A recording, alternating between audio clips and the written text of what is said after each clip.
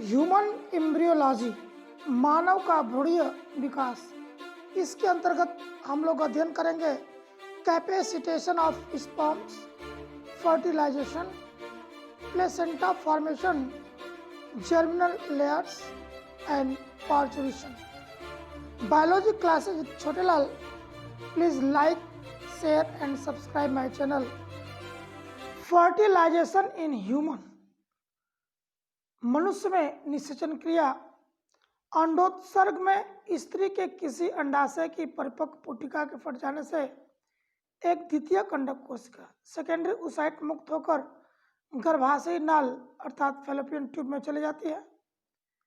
इस द्वितीयक अंडक कोशिका से प्रथम ध्रुवीय कोशिका फर्स्ट पोलर बॉडी चिपकी होती है। इसके चारों ओर जोना पेलुसिडा तथा इसके बाहर की ओर कोरोना रेडिएटा का आवरण होता है। अंडक कोशिका का निषेचन फैलोपियन ट्यूब के एम्पुला भाग में होता है।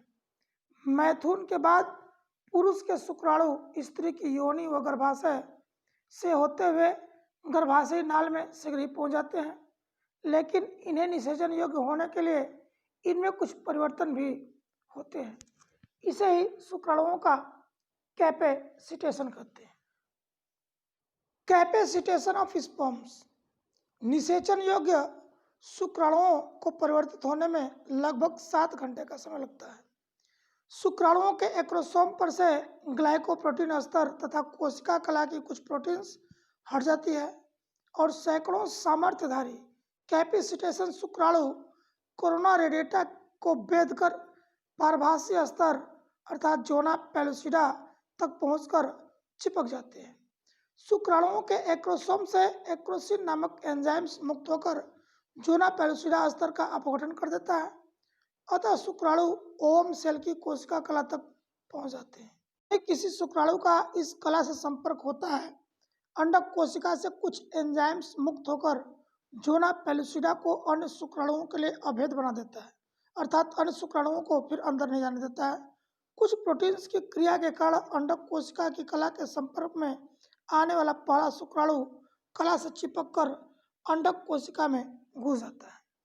इस एक शुक्राणु के अंडक कोशिका में घुसते ही अंडक कोशिका उत्तेजित होकर अपना दूसरा परिपक्वन विभाजन पूरा कर लेती है और बड़ी सी अंडाणु कोशिकाएं बदल जाती है। इसके केंद्रक में हेप्लॉइड 22+X गुणसूत्र विभाजन की तैयारी में एक रेखा में सज जाते हैं। इस केंद्रक को अब मादा पूर्व केंद्रक फीमेल प्रोन्यूक्लियस कहते हैं। फीमेल प्रोन्यूक्लियस की ओर बढ़ते हुए शुक्राणु का न्यूक्लियस भी कुछ बड़ा होकर पूर्व केंद्रक मेल प्रोन्यूक्लियस बन जाता है। अब दोनों पूर्व केंद्रकों के समेकन से डिप्लॉयड जाइगोटिक केंद्रक कला बन जाती है। इस प्रकार निषेचन या फर्टिलाइजेशन की प्रक्रिया संपन्न होती है। निषेचन के पश्चात शुरू होता है मनुष्य में भ्रूणी विकास। इसके फलस्वरूप जायगोट का विदलन होता है और मारूला करने वाला होता है। मनुष्य का जायगोट लगभग 0.1 mm व्यास का होता है। निषेचन के 1 घंटे बाद इसका विदलन प्रारंभ हो जाता है और 4 दिन बाद तक 4 बार समसूत्री विभाजन के पश्चात 16 छोटे छोटे ब्लास्टोमियर्स का गोल सा ठोस भ्रूण बन जाता है, जिसे मारूला कहते हैं। मारूला माप में जायगोट के बराबर होता है। इसका निर्माण होते होते यह गर्भाशय में पहुंच जाता है। मारूला में आउटर सेल लेयर बाहर की ओर तथा भीतर की ओर इनर सेल मास उपस्थित होती है। मारूला के बाद एम्ब्रियो का डेवलपमेंट होता है और बनता है ब्लास्टोसिस्ट, फॉर्मेशन ऑफ ब्लास्टोसिस्ट। गर्भाशय में पहुंचते ही गर्भाशयी गुहा का ग्लाइकोजन युक्त पोषक तरल गर्भाशयी दुग्ध यूट्रीन मिल्क पारभासीय स्तर जोना पेलुसिडा से रिसकर भ्रूण के भीतर जाने लगता है, अतः बीच में पोषक तरल से भरी एक गुहा बन जाती है, जिसे ब्लास्टोसील कहते हैं। इस गुहा के विस्तार के कारण भीतरी कोश की पिंड भ्रूण के एक ध्रुव की ओर सीमित हो जाता है। भ्रूण की इसी अवस्था को ब्लास्टोसिस्ट कहते हैं। अब भ्रूण का जोना पेलुसिडा समाप्त हो जाता है। ब्लास्टोसिस्ट की दीवार की कोशिकाएं चपटी होकर ट्रोफोब्लास्ट बनाती हैं, जो प्लेसेंटा के निर्माण में सहायता करती हैं। भीतरी कोशिका पिंड को भ्रूण बीज या इम्ब्रियोब्लास्ट कहते हैं। इसी के द्वारा भावी भ्रूण का विभिन्न भाग बनता है। ब्लास्टोसिस्ट कुछ समय तक गर्भाशय गुहा के तरल में स्वतंत्र रहता है। इस बीच गर्भाशयी तरल रिस कर इसमें घुसता रहता है और ब्लास्टोसिस्ट गर्भाशयी तरल एकत्रित करके बड़ा हो जाता है और इसके ऊपर के ट्रोफोब्लास्ट सेल्स विभाजित होकर संख्या में बढ़ जाती हैं। फर्टिलाइजेशन के लगभग 7 दिन बाद ब्लास्टोसिस्ट अपने इम्ब्रियोब्लास्ट वाले भाग की ओर से गर्भाशय के ऊपरी भाग में इसकी दीवार से कहीं चिपक जाता है। ब्लास्टोसिस्ट तथा गर्भाशय दीवार के संपर्क स्थान पर कुछ ट्रोफोब्लास्ट की कोशिकाओं के कोशिका कला विघटन होने लगती है और यहाँ का पिंड 2 स्तरों में विभाजित हो जाता है। गर्भाशय दीवार की ओर बहुकेंद्रकीय साइनसियोट्रोफोब्लास्ट तथा भ्रूणबीजी या इम्ब्रियोब्लास्ट की ओर का कोशिकीय ट्रोफोब्लास्ट। सिनसाइसियोट्रोफोब्लास्ट के अंगुली नुमा प्रवर्ध गर्भाशय की दीवार के श्लेष्मिक स्तर में घुसकर निषेचन के लगभग 8वें दिन बाद भ्रूण को गर्भाशय दीवार से जोड़ देते हैं। इसी को भ्रूण का रोपण या इम्प्लांटेशन ऑफ एम्ब्रियो कहते हैं। रोपण के बाद कोशिकीय ट्रोफोब्लास्ट की कोशिकाएं तीव्र गति से विभाजित होकर सिनसाइसियोट्रोफोब्लास्ट में बदलती रहती हैं, जिससे सिनसाइसियोट्रोफोब्लास्ट गर्भाशयी दीवार में फैलता चला जाता है। इसके प्रवर्ध शाखान्वित होकर परस्पर जुड़ते रहते हैं और इसके बीच बीच में पोषक कोरकीय गर्तिकाएं या ट्रोफोब्लास्टिक लेकुनी बन जाती है। धीरे धीरे कोशिकीय ट्रोफोब्लास्ट के रसांकुरों विलाई की तरह के प्रवर्ध गर्भाशय के भीतरी स्तर एंडोमेट्रियम में घुसकर भ्रूण को लगभग पूरा ही एंडोमेट्रियम में खींच लेते हैं। इस प्रकार धीरे धीरे सिनसाइसियोट्रोफोब्लास्ट का निर्माण भ्रूण के चारों ओर हो जाता है। दूसरे सप्ताह में भ्रूण विकास, embryonic development in second week. Embryoblast अर्थात भ्रूण बीज 2 स्तरों में विभेदित हो जाता है। फर्स्ट कोशिकीय ट्रोफोब्लास्ट की ओर इपीब्लास्ट और ब्लास्टोसिल गुहा की ओर हाइपोब्लास्ट। इपीब्लास्ट में कोशिकीय ट्रोफोब्लास्ट की ओर तरल से भरी एक गुहा बन जाती है जिसे एमनियोटिक कैविटी कहते हैं।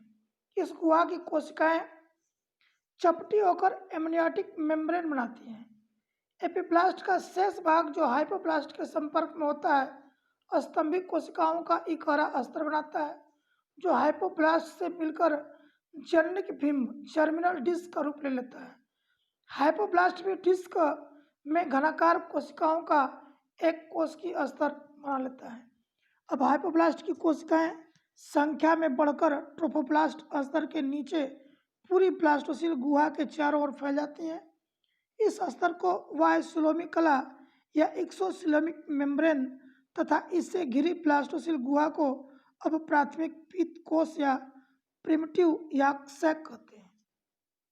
साइंसियल ट्रोफोब्लास्ट के प्रवर्धों की वृद्धि के कारण गर्भाशय दीवार के एंडोमेट्रियम में उपस्थित रुधिर केशिकाओं की दीवारें टूट जाती हैं और इनका रुधिर इस सिनसाइसियल की गर्तिकाओं में भर जाता है। प्राथमिक पित्तकोश की दीवार की कोशिकाओं से व्युत्पन्न महाभ्रूणीय मेसोडर्मिक कोशिकाएं एक्स्ट्रा एम्ब्रियोनिक मेसोडर्मल सेल्स एक और ट्रोफोब्लास्ट स्तर तथा एमनियोटिक कला और दूसरी ओर पित्तकोश की दीवार के बीच बीच में भर जाती है। इससे प्राथमिक पित्तकोश की गुहा छोटी हो जाती है। बाद में इस मेसोडर्मी स्तर के बीच में वायभ्रूणीय सीलोम अर्थात कोरियानिक गुहा एक्स्ट्रा एम्ब्रियोनिक या क्रोनिक कैविटी बन जाती है। इसकी कोशिकाएं 2 स्तरों में बढ़ जाती हैं। एक स्तर वायभ्रूणीय अंतरांगी मेसोडर्मी स्तर एक्स्ट्रा एम्ब्रियोनिक स्प्लेंचियो प्लूरिक मेसोडर्म और दूसरा वायभ्रूणीय दैहिक मेसोडर्मी स्तर एक्स्ट्रा एम्ब्रियोनिक सोमेटोप्लूरिक मेसोडर्म, जो ट्रोफोब्लास्ट स्तर की भीतरी सतह पर आच्छादित होता है। केवल एक स्थान पर जननिक भ्रूण एम्ब्रियोनिक डिस्क द्वारा कोशिकीय ट्रोफोब्लास्ट से जुड़ा रहता है। इस स्थान को संयोजक या कनेक्टिंग स्टॉक कहते हैं। यही आगे चलकर नाभिरज्जु या अम्बिलिकल कॉर्ड बनाता है। इसके बाद हाइपोब्लास्ट की कोशिकाएं दोबारा संख्या में बढ़ती हैं और प्राथमिक यॉर्क सैक की दीवार के भीतरी स्तर पर फैलकर काफी छोटा सेकेंडरी यॉर्क सैक का निर्माण करती हैं। अब तीसरे सप्ताह का भ्रूण विकास, जिसे गैस्ट्रुलेशन कहते हैं। भ्रूण विकास के दूसरे सप्ताह के अंत तक जननिक बिंब जर्मिनल डिस्क में एपिब्लास्ट एवं हाइपोब्लास्ट की कोशिकाएं होती हैं, अर्थात यह द्विस्तरीय होता है। तीसरे सप्ताह की प्रमुख प्रक्रिया 3 प्रारंभिक अंकुरण स्तरों प्रिमोर्डियल जर्मिनल लेयर्स की स्थापना करती हैं। इसका प्रारंभ अधिकोरक अर्थात एपिब्लास्ट की एमनियोटिक गुहा की ओर उधड़ी सतह पर एक संकरी खांच के रूप में एक प्रिमिटिव पिक या प्रिमिटिव स्टिक के बनने से होता है। रेखा के दोनों सिरे कुछ फूले हुए होते हैं। अगले फूले सिरे को प्रिमिटिव नोड कहते हैं। इसके मध्य में प्रिमिटिव पिट होता है। अब एपिब्लास्ट की इधर उधर की कोशिकाएं आद्य रेखा की ओर स्थानांतरित होने लगती हैं। इस रेखा पर पहुंचकर ये एपिब्लास्ट से पृथक होकर एपिब्लास्ट तथा अधिकोरक अर्थात हाइपोब्लास्ट के बीच में धंसने लगती हैं। कोशिकाओं के इस प्रकार भीतर धंसने को इनका अंतर्वेशन या इन्वेजनेशन कहते हैं। इन कोशिकाओं में कुछ हाइपोब्लास्ट की कोशिकाओं का स्थान लेकर भ्रूणीय एंडोडर्म एम्ब्रियोनिक एंडोडर्म बनता है। इसके फलस्वरूप हाइपोब्लास्ट धीरे धीरे समाप्त हो जाती है। अन्य अंतर्वेशित कोशिकाएं इस एंडोडर्म तथा एपिब्लास्ट के बीच में फैलकर भ्रूणीय मेसोडर्म एम्ब्रियोनिक मेसोडर्म बनाती हैं। एपिब्लास्ट में बची हुई कोशिकाएं भ्रूणीय एक्टोडर्म एम्ब्रियोनिक एक्टोडर्म बनाती हैं। इस प्रकार तीनों प्रारंभिक अंकुरण स्तरों की उत्पत्ति एपिब्लास्ट से होती है। भ्रूण का जनिक डिस्क अब त्रिस्तरीय ट्राइलेमिनर हो जाता है। इन 3 स्तरों से ही बाद में अन्य सभी ऊतकों एवं अंगों का विकास होता है। तीसरे से 8वें सप्ताह का भ्रूण विकास। भ्रूण विकास के तीसरे से 8वें सप्ताह को भ्रूण विकास काल या एम्ब्रियोनिक डेवलपमेंट पीरियड कहते हैं, क्योंकि यह अंग विकास ऑर्गेनोजेनेसिस का मुख्य समय होता है। इसमें प्रारंभिक अंकुरण स्तरों से सभी अंग तंत्रों के विकास के लिए आवश्यक ऊतकों का विभेदीकरण होकर विभिन्न तंत्रों की स्थापना होती है। एक्टोडर्म से व्युत्पन्न रचना है। जो 3 जर्मिनल स्तर बनते हैं उसमें एक्टोडर्म की रचना के बारे में पढ़ेंगे हम लोग। तीसरे सप्ताह के अंतिम दिनों में नोटोकार्ड तथा प्रीकार्डल प्लेट के ऊपर की एक्टोडर्म मोटी होकर एक तंत्रिकीय प्लेट न्यूरल प्लेट में विभेदित हो जाती है। सप्ताह के समाप्त होते होते तंत्रिकीय प्लेट के पार्श्वी किनारे उठकर मध्य रेखा से जुड़ जाते हैं, जिससे यह प्लेट एक तंत्रिकीय नाल न्यूरल ट्यूब बन जाती है। धीरे धीरे इस नाल के अग्रभाग से मस्तिष्क का तथा शेष भाग से स्पाइनल कॉर्ड का विकास होता है। एक्टोडर्म अर्थात बाहरी स्तर से धीरे धीरे परिधीय तंत्रिका तंत्र, कान, नेत्र, नसिका की संवेदी एपिथेलियम, उपचर्म, रोम, नाखून, त्वचा ग्रंथियां, पिट्यूटरी ग्रंथि, डेरिवेटिव दांतों के एनिमल का मेसोडर्म से व्युत्पन्न रचना है। प्रारंभिक मेसोडर्म मध्य रेखा के इधर उधर फैली कोशिकाओं की एक एक महीन परत के रूप में होती है। यह परत 3 क्षेत्रों में विभाजित होती है। मेसोडर्म द्वारा देहखंड का निर्माण होता है, जो 3 भागों में विभाजित हो जाता है: स्क्लेरोटोम, मायोटोम और डर्मेटोम। मेसोडर्म से सारे अवलंबन अर्थात सपोर्टिंग ऊतक जैसे कनेक्टिव ऊतक, बोन्स एंड मसल्स की पेशियां, रुधिर केशिकाएं, ब्लड कैपिलरीज, हृदय, रक्त, लसिका वाहिनियों की दीवार, वृक्क अर्थात किडनी, जनद अर्थात गोनेड्स, प्लीहा एवं अधिवृक्क ग्रंथियों की वल की भागों की उत्पत्ति मीजोडर्म द्वारा होती है। एंडोडर्म से व्युत्पन्न रचना है। सबसे नीचे की ओर एंडोडर्म होता है। एंडोडर्म से मुख्यतः पाचन तंत्र के अंगों के भीतरी दीवार जैसे आहार नाल, पाचन ग्रंथियां, यकृत, अग्नाशय, फेफड़ों की भीतरी दीवार, श्वसन नलिकाएं, थायराइड, पैराथायराइड व थाइमस ग्रंथि की उत्पत्ति इसके द्वारा होती है। तीसरे माह से जन्म तक का विकास, development from third month to birth. तीसरे महीने से जन्म तक के समय को भ्रूणकाल या फीटल पीरियड कहते हैं। प्लेसेंटा वृद्धि करता है। इसमें ऊतकों तथा अंगों का परिपक्वन, मैचुरेशन और शरीर की वृद्धि होती है। तीसरे महीने में चेहरे की आकृति स्पष्ट होने लगती है। नेत्र पार्श्वों से अधर तल की ओर खिसक जाते हैं तथा पाद स्पष्ट दिखाई देने लगते हैं। हड्डियों के निर्माण केंद्र स्थापित हो जाते हैं। वह जनांग इतने स्पष्ट होते हैं कि भ्रूण के लिंग की पहचान कि नर है कि मादा हो जाती है। पांचवें तथा छठे महीनों में भ्रूण की लंबाई में बहुत तेजी से वृद्धि होती है और यह लगभग 15 सेंटीमीटर लंबा नवजात शिशु से लगभग आधा तथा भार में लगभग 500 ग्राम का हो जाता है। इसके बाद इसका भार काफी बढ़ता है। इसकी त्वचा लाल हो जाती है। तंत्रिका तंत्र तथा श्वसन तंत्रों का पूरा विकास अभी तक नहीं होता है, परंतु अन्य तंत्र पूर्ण विकसित और पूरी तरह से क्रियाशील हो जाते हैं। अपरा या प्लेसेंटा यह वह अंग होता है जिसके द्वारा गर्भाशय में स्थित भ्रूण के शरीर में माता के रक्त का पोषण पहुंचता रहता है और भ्रूण की वृद्धि होती है। यह माता और भ्रूण के शरीर में संबंध स्थापित करने वाला होता है। माता के रक्त से छनकर पोषक पदार्थ इसी के द्वारा भ्रूण के शरीर में चले जाते हैं। तीसरे सप्ताह के प्रारंभ में माता के गर्भाशय की दीवार में भ्रूण का रोपण, इम्प्लांटेशन, प्रारंभिक रसांकुरों, प्राइमरी विलाई के द्वारा होता है। प्रत्येक प्राथमिक रसांकुर में सिंसाइशियल ट्रोफोप्लास्ट से ढका कोशिकीय ट्रोफोप्लास्ट का एक प्रवर्ध होता है। इसमें जरायु या प्लेसेंटा की मेसोडर्मल सेल्स घुस जाती हैं। अब विलाई को सेकेंडरी विलाई कहते हैं। तीसरे सप्ताह के अंत तक मेसोडर्म सेल्स द्वारा ब्लड कैपिलरीज का विकास हो जाता है। अब रसांकुर तृतीयक या टर्शियरी विलाई कहलाते हैं।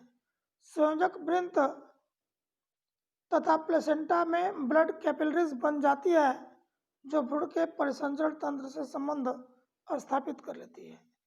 संयोजक वृंत संकरा होकर नाभिरज्जु से जुड़ जाता है। प्रसव या पार्चुरिशन अर्थात शिशु जन्म का समय निषेचन के बाद लगभग 266 दिन या 38 सप्ताह बाद होता है। गर्भावस्था में 9वें माह के अंत तक गर्भस्थ शिशु पूर्ण रूप से विकसित हो जाता है और प्रसव के लिए तैयार हो जाता है। गर्भावस्था में कार्पस लुटियम तथा प्लेसेंटा से रिलैक्सिन हार्मोन्स का स्राव होता है। यह प्यूबिक सिम्फाइसिस नामक जोड़ को लचकदार बनाकर फैलाता है और जन्म के समय गर्भाशय के छिद्र को फैलाकर शिशु जन्म अर्थात पार्चुरेशन को सुगम बनाता है। गर्भावस्था के अंतिम सप्ताह में माता के रक्त में एस्ट्रोजन हार्मोन्स का उच्चतम स्तर होता है। यह गर्भाशय में ऑक्सीटोसिन को प्रेरित करता है और गर्भस्थ शिशु भी ऑक्सीटोसिन स्रावित करता है। यह गर्भाशय दीवार में तीव्र संकुचन व प्लेसेंटा को प्रोस्टाग्लैंडिन स्राव हेतु उत्तेजित करता है, जिसके कारण प्रसव या लेबर होता है। प्रसव को 3 अवस्थाओं में बांटकर अध्ययन किया जाता है। फर्स्ट है प्रसारण अवस्था, डायलेशन स्टेज। प्रसव की इस अवस्था में गर्भाशय में संकुचन प्रारंभ होने से लेकर गर्भाशय की ग्रीवा सर्विक्स के पूर्ण फैलने तक लगभग 10 सेंटीमीटर फैलने तक रहती है। यह सबसे लंबी अवस्था होती है जो 6 से 12 घंटे या इससे अधिक समय तक रह सकती है। इस अवस्था में एमनियोटिक सैक फट जाता है जिससे एमनियोटिक फ्लूइड मुक्त होता है। इस घटना को ब्रेकिंग ऑफ वाटर कहते हैं।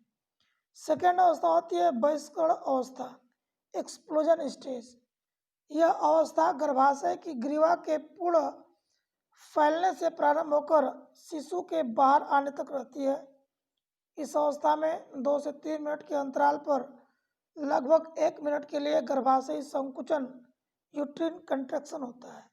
माता के उदर में पेशियों की सहायता से गर्भस्थ शिशु अर्थात फीटस को बाहर की ओर निकालने की इच्छा होती है।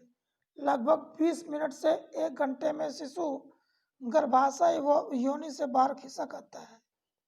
अब चिकित्सक इसकी नाभि नाल अर्थात अम्बिलिकल कॉर्ड को काट देता है और शिशु को बाहर निकाल लेता है। आंवल स्टेज या प्लेसेंटल स्टेज, तीसरी प्रावस्था में शिशु जन्म तथा उसके बाद की अवस्था होती है। इसमें शिशु जन्म के लगभग 15 मिनट बाद आंवल व गर्भ झिल्लियों फीटल मेम्ब्रेन को बाहर निकाल दिया जाता है। लैक्टेशन या दुग्ध श्रावण, शिशु के जन्म के बाद बच्चे को दूध पिलाने की आवश्यकता होती है। अब गैस्ट्रेशन पीरियड या गर्भावधि के अंत तक दुग्ध ग्रंथियां कड़ी व सक्रिय हो जाती हैं, स्तन बड़े हो जाते हैं और उनमें दूध का निर्माण होने लगता है। गर्भावस्था में एस्ट्रोजन हार्मोन्स का उच्च स्तर स्तनों को दूध निर्माण के लिए तैयार करता है, लेकिन अगर पीयूष ग्रंथि को की प्रोलैक्टिन हार्मोन्स को उत्पन्न करने से रोकता है। प्रोलैक्टिन हार्मोन्स जन्म के बाद दुग्ध उत्पादन को प्रेरित करता है। शिशु जन्म के आरंभ के दिनों का दूध खीस या कोलेस्ट्रम कहलाता है। इसमें एंटीबॉडी होती है, रोगों से लड़ने की क्षमता होती है, इसलिए इस दूध को शिशु को पिलाना आवश्यक होता है।